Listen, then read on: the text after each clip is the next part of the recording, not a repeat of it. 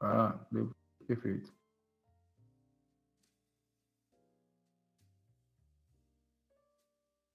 Eu vou assistir a apresentação, depois a gente fala. Perfeito. Prazer em conhecê-lo, hein? Prazer. For everyone that does not speak Portuguese, I'm sorry for the very long. You guys are probably lost a little bit, but just met someone new, which is pretty cool. So welcome Eduardo to the stage.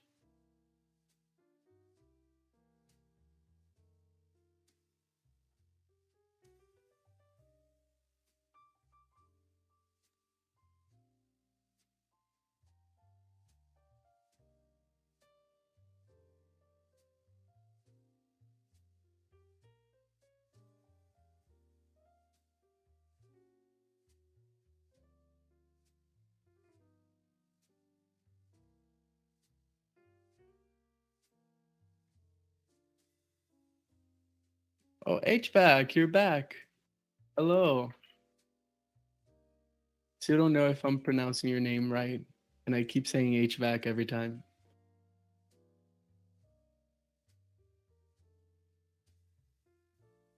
But, HVAC at least makes sense to me. I don't know. I went through architecture school and I drew a lot of HVAC plans.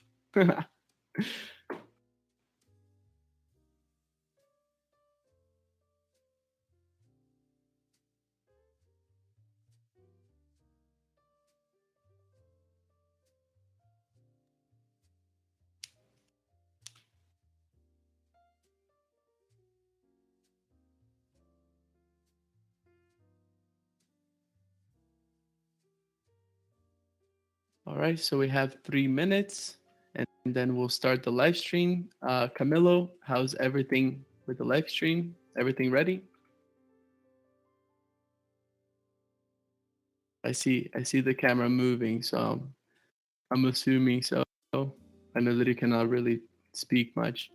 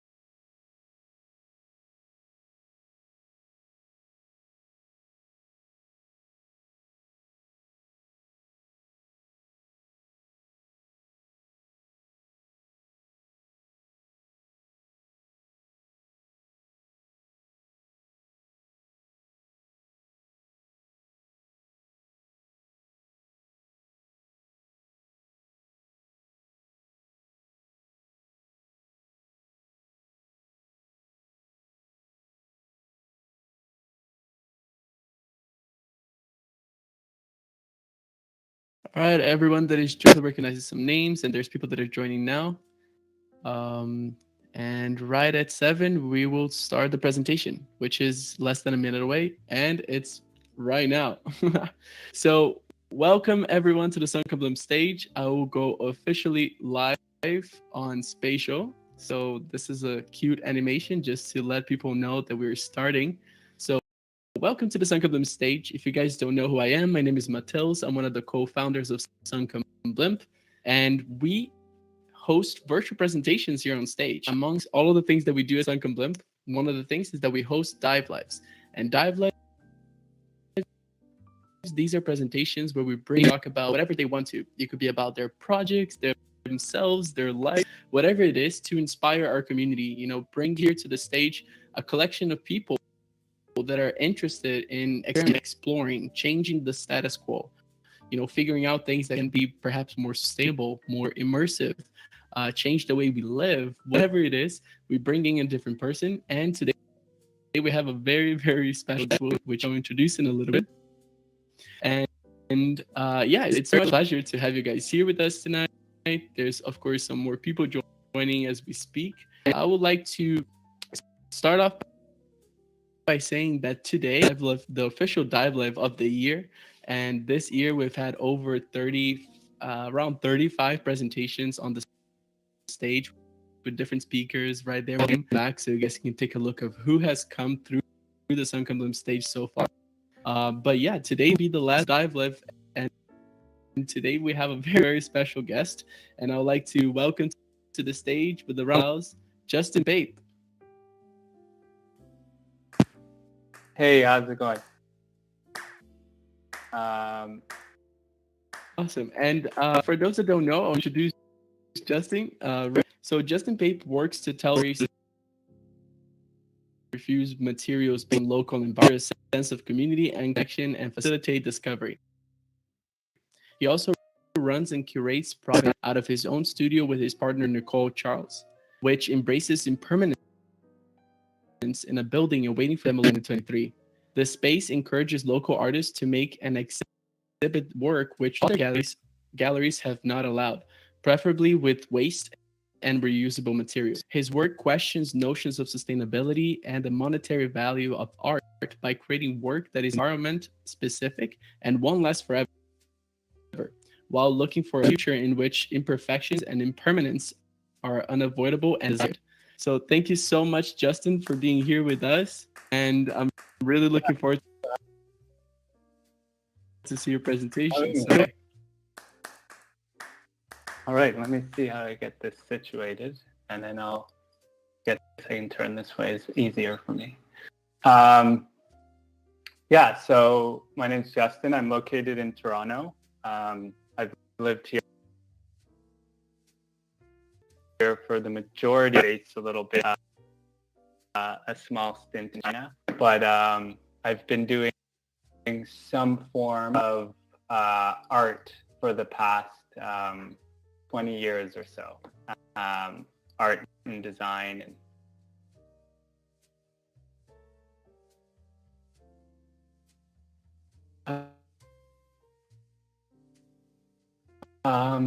Yeah, I started with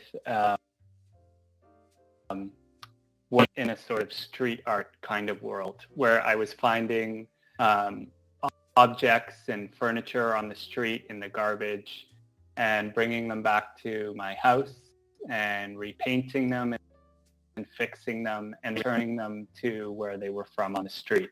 And at the time, I just thought it was a cool thing to do. I didn't really think about it much. And looking back,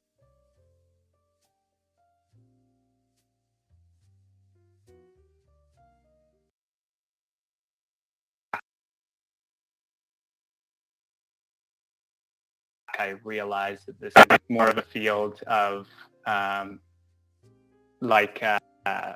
with hotels. Sorry, I was at a company working with hotels doing the lobbies of big chains like Marriott and the rooms and things like that, all the art that was in there. We would do conventions, and from there, I moved over to a Canadian company where we were doing installations for all the stores that company had across the country.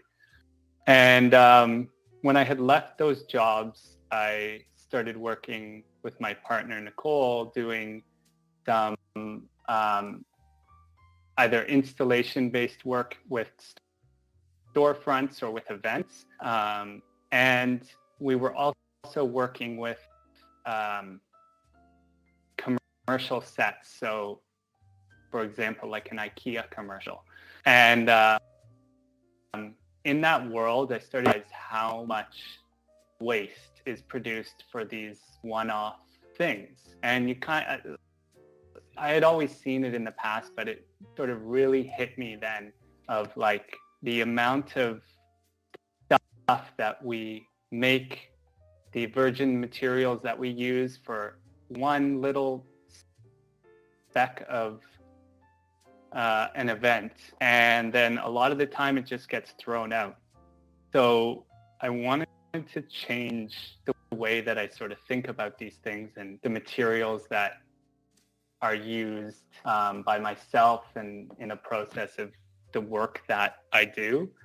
I think as an artist, I was always sort of taught going through art school that if you wanted to paint, then you used oil or acrylic or watercolor paint. And if you wanted to do sculpture, then you used this material. And if you wanted to do screen printing, you used this ink and this screen. And I kind of look back and think that's a very narrow-minded way to look at all this stuff. And I wonder why people aren't really told to question the actual materials that they're using in these artistic senses, artistic spaces. And so I started to think of things a little differently and experiment with materials. And now when a project comes up, there's some questions that I start to ask myself and ask about the project. The first one, what is the goal that I'm trying to achieve? So what is the end result? Is the end result of this thing to have something that looks cool? Is it supposed to have a certain function? Is it supposed to tell a specific story, which I think should be the main function of anything that we do in the artistic sense? But what is the goal that you're trying to achieve with that? And does this need to last for an indefinite period of time? So, for example, when I have done installations, a lot of the time they only have to last for anywhere between 1 day to 1 month. So should I really be using materials that are designed to last for 10 years, 100 years? Does it really make sense to be using these things that can a lot of the time not get reused? Or can you use these things in a way that they can be reused again? And if it doesn't have to be, if it's not for if it's for a short period of time, you have a much more, leeway in the materials that you can use. They could, maybe they're biodegradable, maybe they're a little more fragile, and don't have as much of an impact on the planet. What waste materials are specific to the project in the area? So this is where, this is kind of like the core thing of what I've been doing lately. So depending on where you are in the world, your waste streams are going to be different. For example, here in Toronto, we don't have coconuts. So making things out of the husks of coconut isn't really feasible or doesn't make sense because it's not something that has to do with this area. It's not a waste stream that we have here, and you're employing a lot of resources to get that material to what you do that can work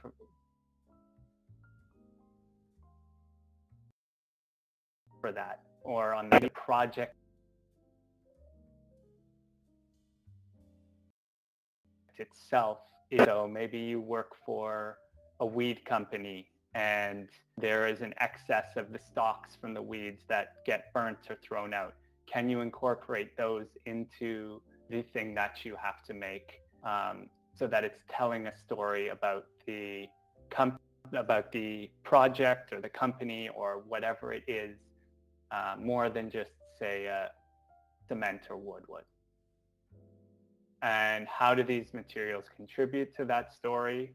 Again, I think this is a huge part of, especially what I'm doing now, is that the end result of something is very much dictated by the materials that are in it and the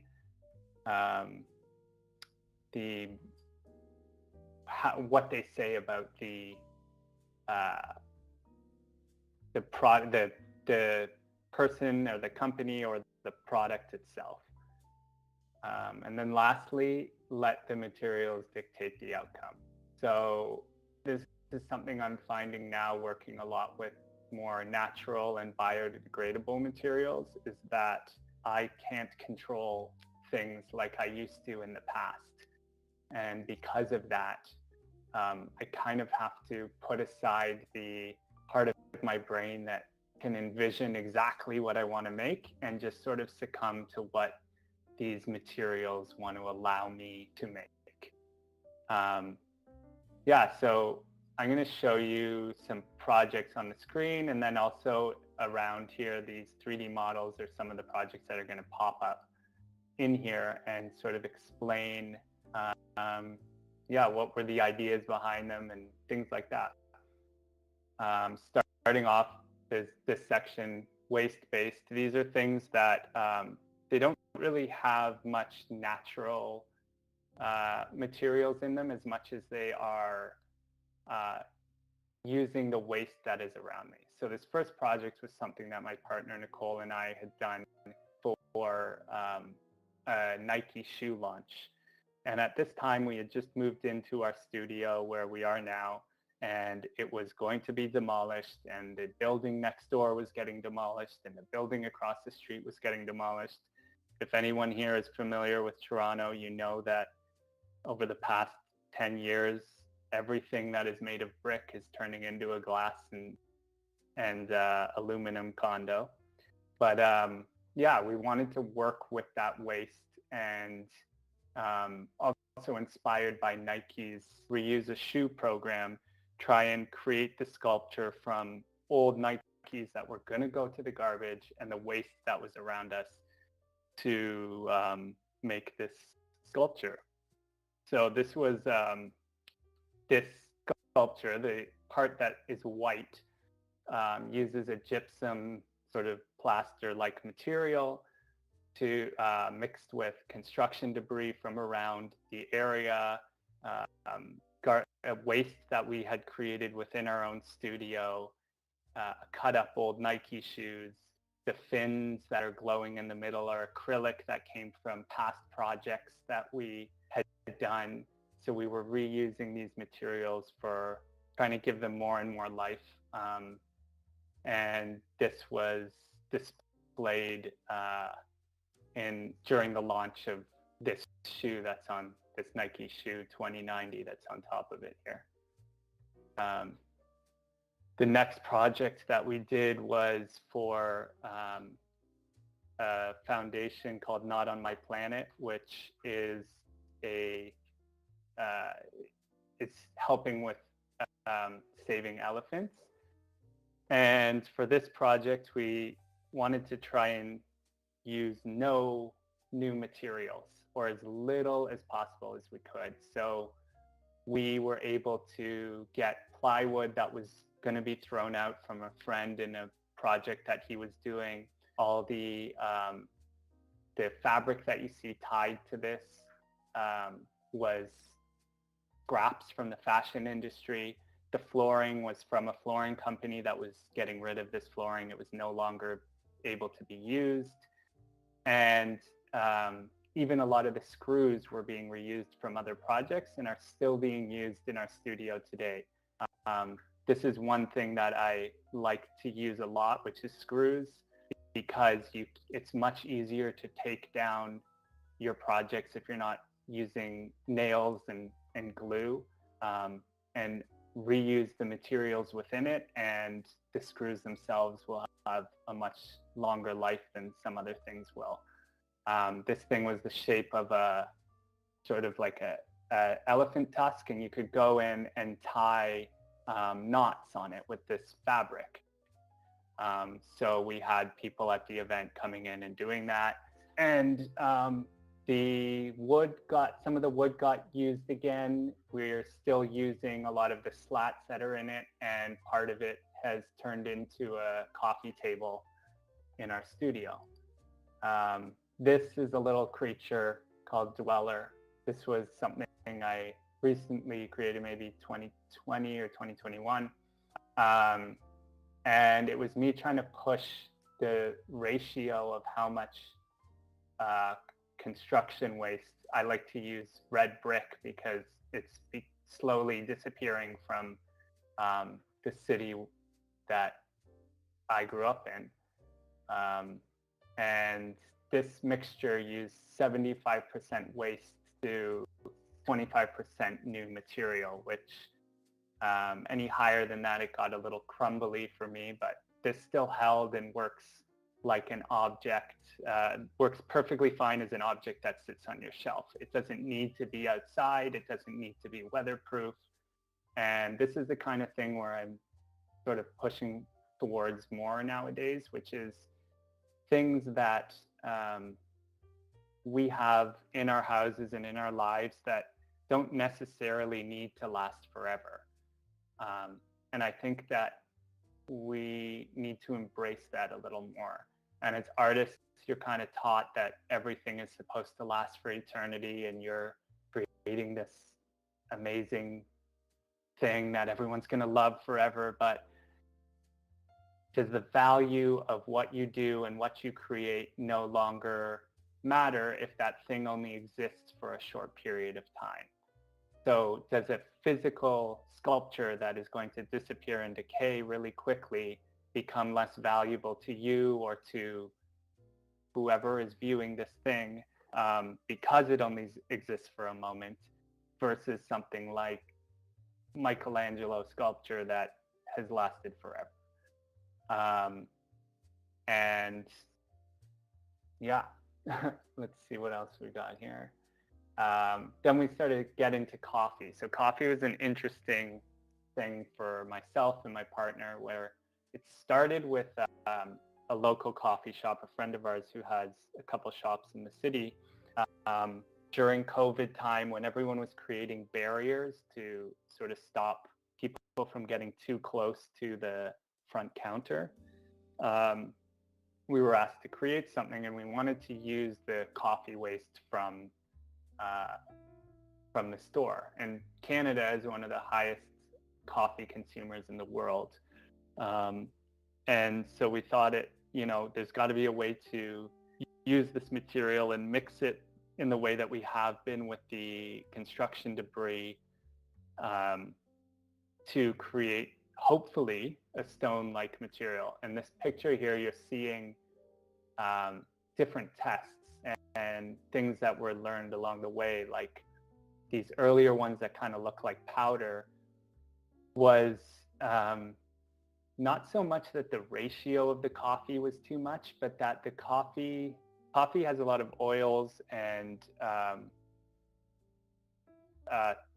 things that the binding agents we were using did not want to connect with. So we found that taking the coffee that was used coffee from the store, that was going to go to the trash or to the compost, and rebrewing it multiple times to try and pull as much of the oils out of that coffee, so we're left with almost the coffee granulars.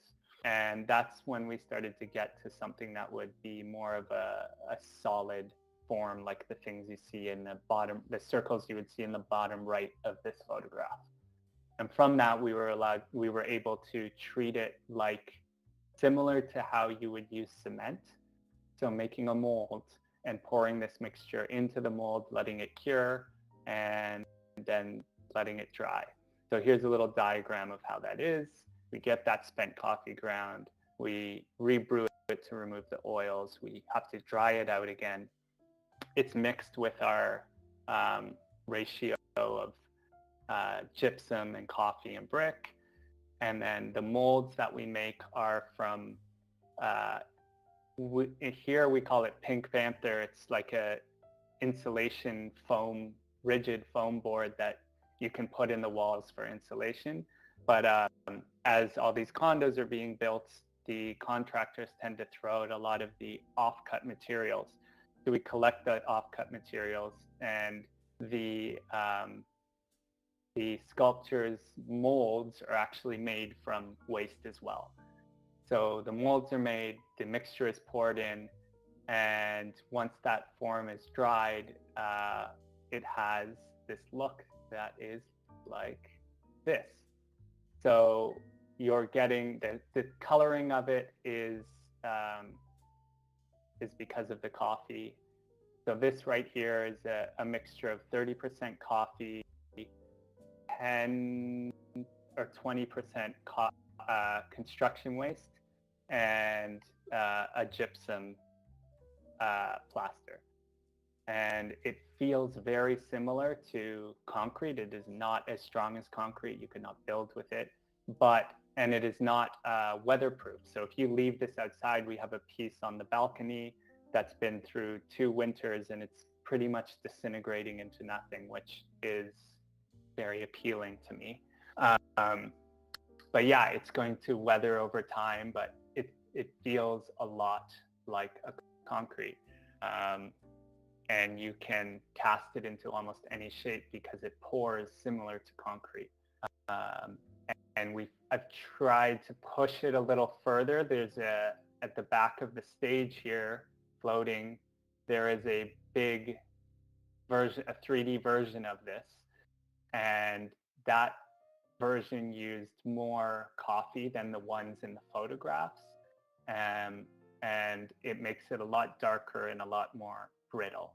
But it's a very beautiful material. And once it's sanded, because this is the raw material out of the mold, you get this sort of terrazzo look, which I'll show you in a project further down. This is a similar mixture. This was an album that I made earlier, maybe in 2000, maybe last year, a year or two ago. And the album came out and was created during COVID, while we were at home, while we were all sort of contemplating life and figuring things out. And myself and my partner had lost some people in our lives, and I had turned to music again and created this album that was sort of like a meditation for me. And so the material, when it came time to release it on a label that I have, I decided I was going to use that coffee mixture, but use the actual coffee that we drink in our house, the construction debris that we picked up during walks to and around the studio. And it may be hard to see, but my hair that I cut off after pandemic, when everybody was cutting their hair because we didn't go to barbers. And this became the casing for this album, also featuring a photo from one of my best friends. And yeah, this became like a experimental way of packaging music releases. Because for myself, who's a big collector of music, whether it's CD, cassette, record, doesn't matter. You kind of have the same casing over and over that sits as storage on your shelf. So I wanted to create objects that function both as the music release, but also as a little art object or an art piece you could have on your shelf. And if it's not taken care of properly over time, it will disintegrate and fall apart. And yeah, it's impermanent. So this is the terrazzo sort of look that I was mentioning before. This is a coffee table for a coffee shop made with coffee. The design that's on top of this table is a reflection of the old tiling, the tin tiling that's on the roof of the coffee shop. And the material was then poured and embedded into the table itself and sanded down to give this terrazzo sort of finish. So this again is the same 30% coffee, 10% construction waste and mixture, and with embedded within the plywood. So here you have a situation where you're using the waste from the coffee shop to create the table that you're sitting at while drinking that coffee that created the waste. Yeah. And then I'm going to get into the more bio-based stuff. So these are things that are fully biodegradable. They do not use man-made materials. They're all using nature-based and natural materials. They may have been refined, but they are all things sort of found in nature. And the first one, which there's a few of them around this stage too, you can see are made of pine. So in 2021 or 2020, there was a bloom of these moths that you see in the photo. They're called gypsy moths, and they were decimating the trees in northern Ontario. This caused a lot of trees to drop their leaves, to drop their needles, and while cleaning out the gutters of a cottage up here, I thought of using this material. What if I could turn it down into a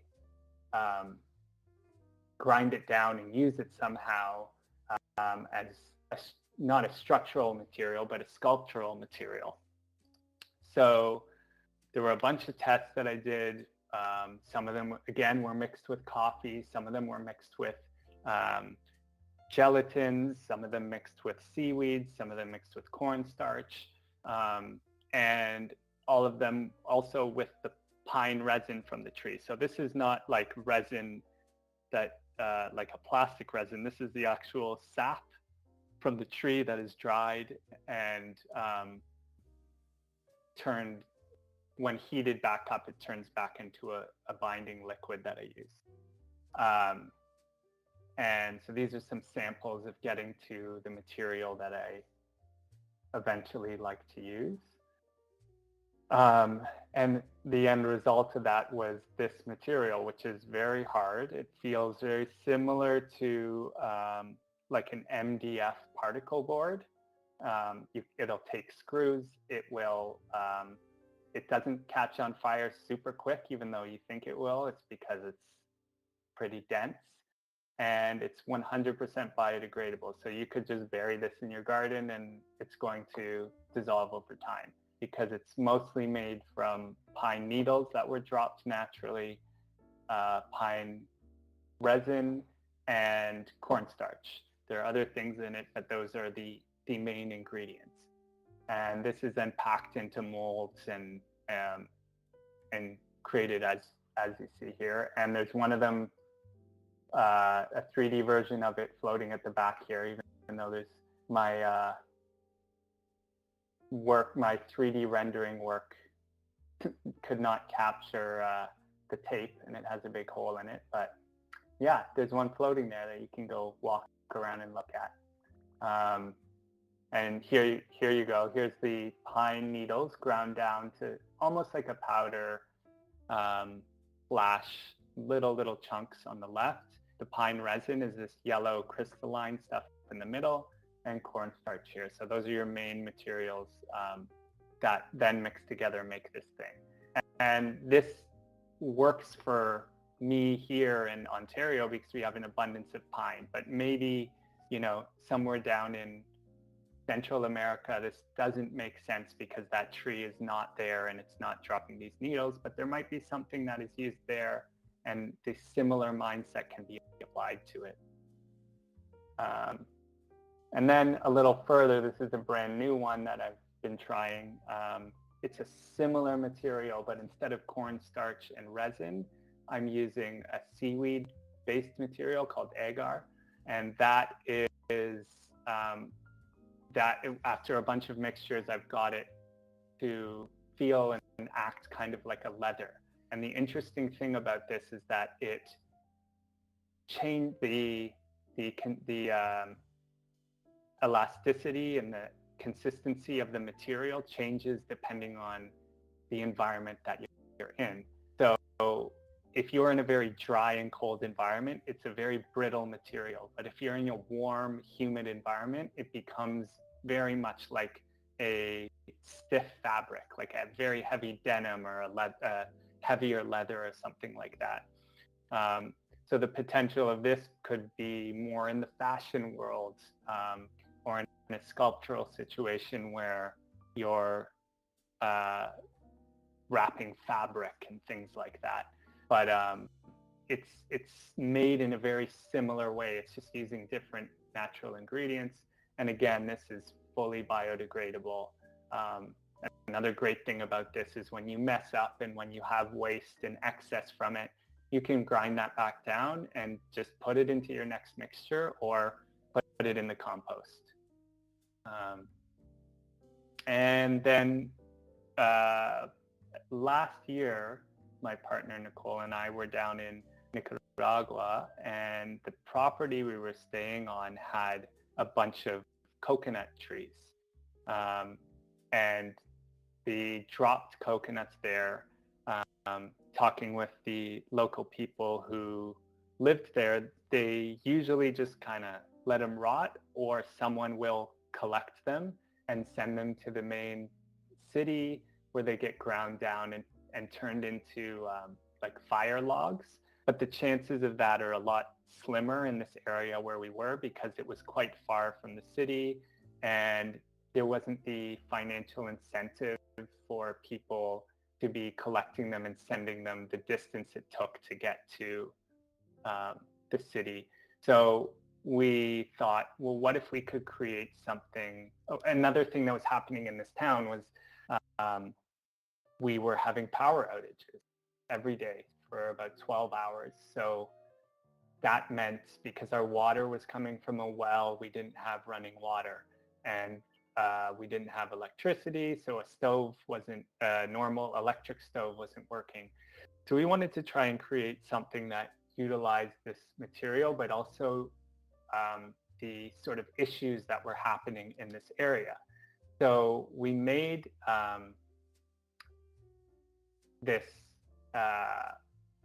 material that is, I don't know how to describe it, but it's mixed with a local sort of starch, a corn starch-like material, expired limes, which happened to be around, and the collected dried coconut husks. And the husk is the outside of the coconut that doesn't get used. These were dried out in the sun. They were made and mixed, and used, for water, we used the ocean water that was there, because we didn't have running water, and we wanted to see how little we could rely. Hello, good night. Hello. Hello. How little we could rely on the materials that Hello. the infrastructure of the area. So we made this mixture with cornstarch, with ocean water, expired limes, and the purpose for the expired limes was to try and add an element of cleansing, because the humidity and things like this in natural materials is going to cause mold. So we wanted to be able to have this cure really fast, which is why on the left side here you see it drying on a seawall, which gets really, really hot, but also have that extra bonus of the lime in it. And the end result ended up being, okay, people are clicking through this. The end result ends up being this material that feels very similar to, not like a very, very, very hard paper mache in a way. Good night. So on the left you have the material that was wrapped around a Fanta bottle to be cured and I am turned into speaking a lamp. English. I am from Brazil. And then on the right, this one was formed around a stone, which then became a brick. Moving on, I got into, somebody's not muted. I got into the I got into trying to make a material that was like a vacuum formable plastic. So this is not plastic. This is 100% biodegradable. It'll break down in 5 minutes, but it acts the same way as a vacuum forming plastic does. So the goal with this was to try and make something that I could cast molds inside and then just throw them out after. But when playing with the material, I thought that it could probably get pushed a little further if the material was harder. And at the same time, I was working with this concept of making what if you could make a song that if you could make a record that was biodegradable and faded, kind of like a memory fades from you. So the more you play this record, the more you access it, the more you're actually destroying it. So to enjoy the thing, you're actively destroying it. And that led me to this, which is creating of this kind, the first biodegradable and edible record. So this is a fully playable record that I can make in my studio that once submerged in water for about 5 minutes turns into nothingness. And I have videos of that on my website and on TikTok and places like that. But yeah, this is the newest sort of project that I've partaken in, which has a lot of interesting potential for what you could do in the sense of making sound with the purpose of it disappearing rather than it living on forever. Yeah, and here's a close-up you can see of the record. It looks like there's a lot of bubbles within this, but it's not. They're actually on the reverse side, so they're not actually affecting the playback. But all these lines are the little grooves of sound that play a song that I recorded on them. And yeah, so that's a bunch of ideas. I'm not the greatest at talking about things, but there we go. And around the stage here, you can see different things. But yeah, if anyone wants to talk about stuff, we can talk.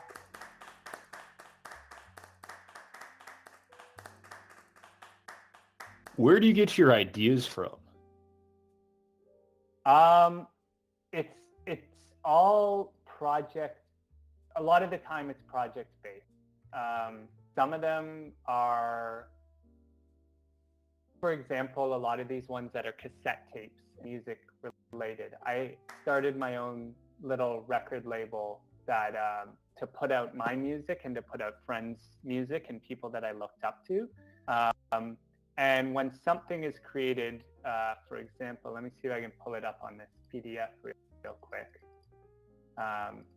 But this one, for example, this is a musician who's based in Santiago, Chile, and he makes ambient music, but his band is named after a region that is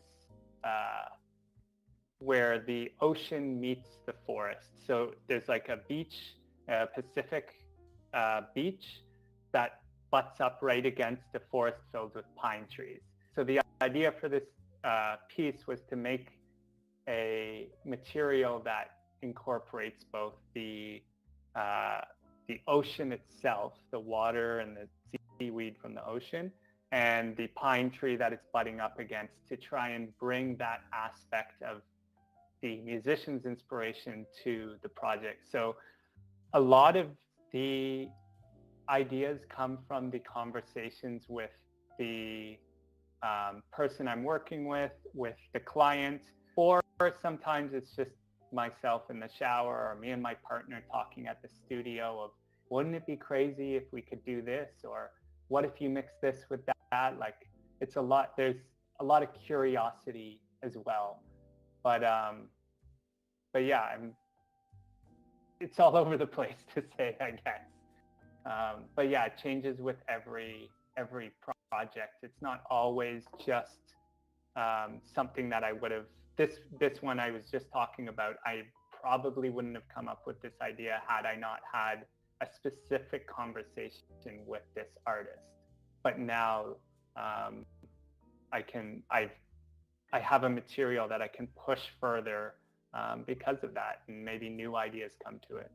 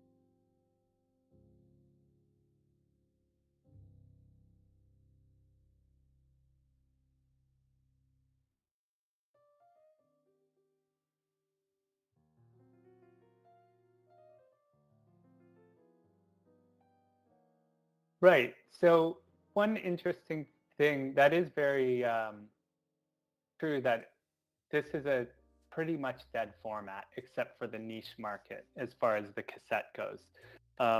One thing I do really like about the cassette and most physical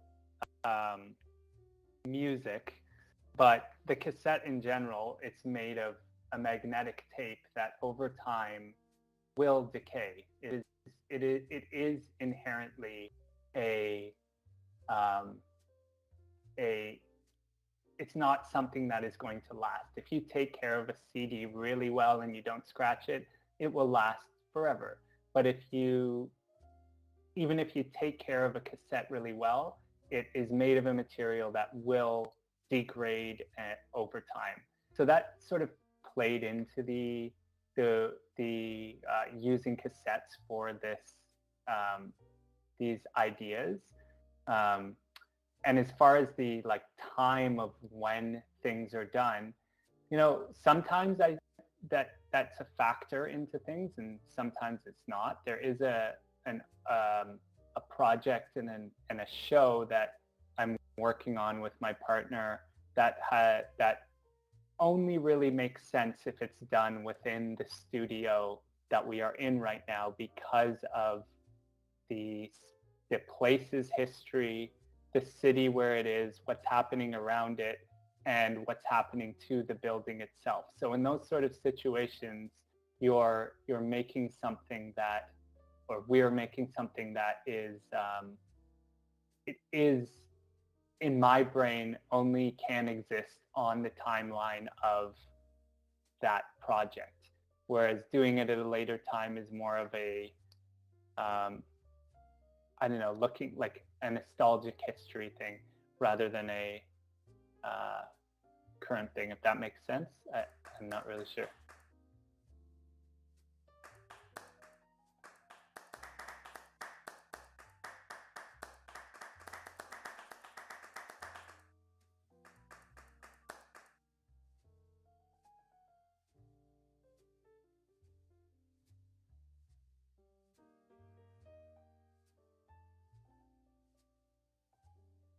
Well, I have a question out of curiosity. I don't know if you can hear me well. Yeah. Well, you developed this idea of impermanence, and also there is kind of like a storytelling to it, right? A romantic side, artistic sensibility put into your work with materials. but has ever crossed your mind that you maybe want one of these materials to actually be better than one of the existing materials functionality wise? Has that ever crossed your mind, or has this always been an artistic effort? Sorry, so you're asking if the have I wanted these materials to sort of replace, for example, concrete, something like that, like become a more longer lasting material? Is that what you're saying? Not necessarily longer lasting, but maybe better in its function than other known materials. Let's say, like Right. changing from yeah. Sorry, changing from. Yeah, from the storytelling side and the artistic part of it to the functionality. Right. I don't know. I think because of with a lot of these materials, I have been living in more of an experimental phase and trying to develop things and see what the outcome is. I do always work in this storytelling sort of artistic way. And I think once something has been made, such as one of these pine materials, and now I see how it works, um, I think it then could be used to like as a in a non-artistic, non-storytelling way, but just as another material, like a say cotton or something. If you wanted to sew, if the material was worth sewing with, or things like that. Not necessarily that everything that pine material is used for has to tie back to a story regarding pine trees and the history of pine and whatever. Yeah, but I think the starting points where a lot of these and a lot of this experimentation comes from, it does all start with stories and sort of an art sensibility. Is that sort of is that what you were asking? Yeah, that was it. Thanks a lot. Yeah, pretty Yeah, awesome work. thank you.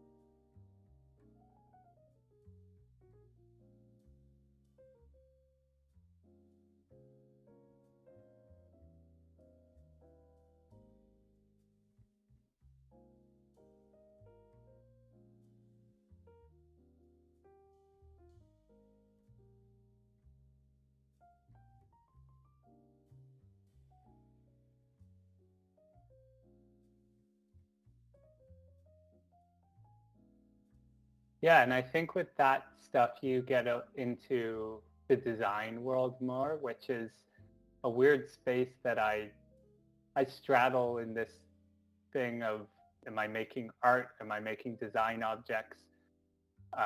Where is it existing at times? But that's very true. There's so many things that they don't need to last as long as they last. And at the same time, can that save, like for some of the stuff that I do, can that same mentality be attached to art and things that you enjoy as an art? So like an example that I like to think of is like a concert. So a concert is an artistic,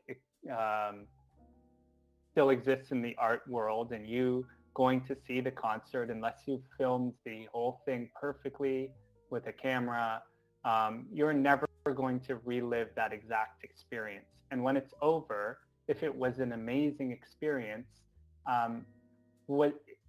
even though you will never be able to relive it and see it again exactly how it was, does the value of what you paid to go see that concert change? And I think with art, if there is an object like one of these cassette packaging, if it's going to decay and die in a year from now, let's say, and it's no longer something, if you're separating that the future investment side of the art away, does it still hold that value to you as a person? Do you still love the thing as much as you do right now, knowing that you will never get a financial return on it? And is it still worth the money you're going to spend on it, or the time you're going to spend on it, knowing that its future is inevitably not going to be there?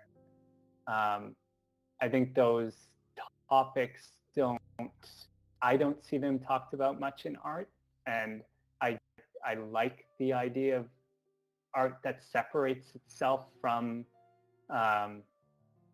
the financial and investment and sort of capital side of it, and plays more on the emotion, the personal emotion and the personal feelings of the user dealing with that art form. Yeah.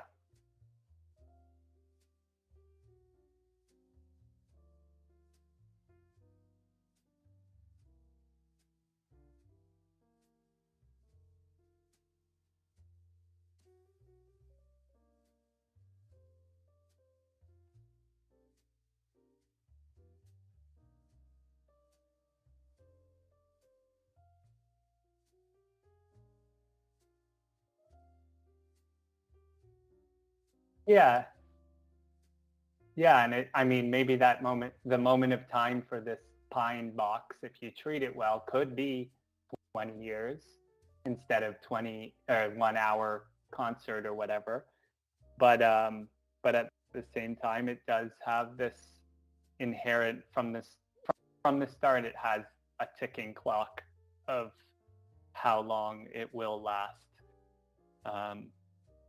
And does that change your perspective on the thing and your personal value you place on the item?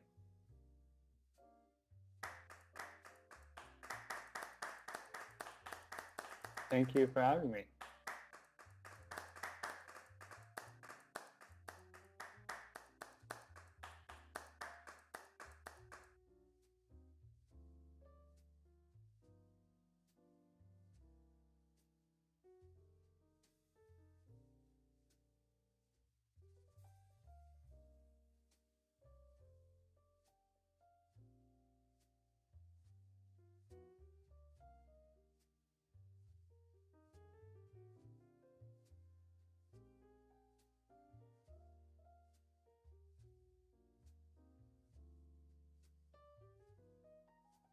Yeah,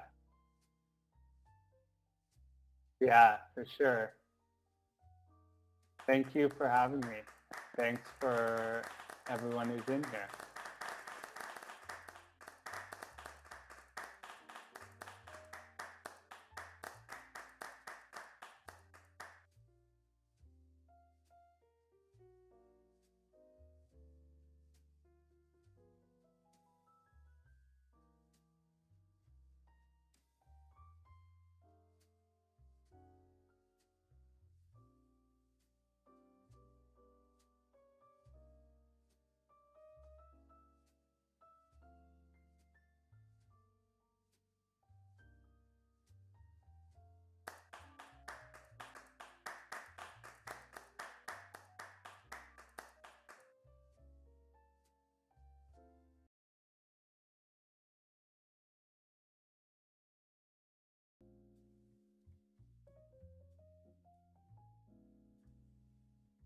We're in Inception.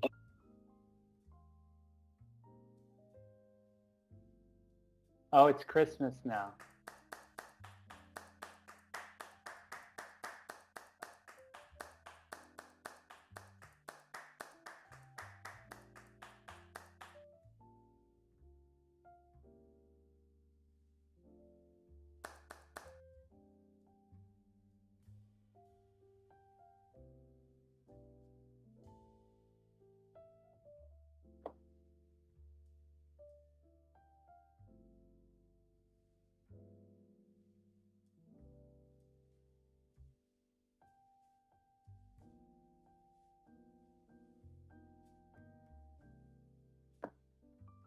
Thank you.